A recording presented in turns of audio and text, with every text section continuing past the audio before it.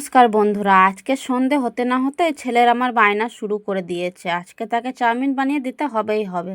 তো দেখো বন্ধুরা, প্রথমে আমি চাউমিনগুলোকে সিদ্ধ করে নেব। চাউমিনগুলো এখন সিদ্ধ হয়ে গেছে। সিদ্ধ হয়ে যাওয়ার পর একটা ঝুড়ির মধ্যে নামিয়ে রাখবো। তারপর একটা কড়াইয়ে তেল দেব। তেলটা গরম হওয়ার পর আমি এইভাবে এক এক করে সব ডিমগুলোকে ফাটিয়ে নেব কড়াইয়ের মধ্যে। তারপর দেখো ভালো করে নেড়েচেড়ে ভেজে নেব। এখন ডিম ভাজা হয়ে গেছে, তো আমি একটা পাত্রে নামিয়ে রাখলাম। তারপর সেই কড়াইয়ে কিছুটা তেল দেব। তারপর কেটে রাখা পেঁয়াজ, গাজর আর ক্যাপসিকামগুলোকে আমি সব দিয়ে দেব। তারপর ভালো করে নাড়াচাড়া করব খানিকক্ষণ ধরে। তারপর আন্দাজ মতো কিছুটা লবণ দেব। লবণ দেওয়ার পর আমি একটু ভালোভাবে নাড়াচাড়া করে নেব যতক্ষণ না একটু নরম নরম হচ্ছে।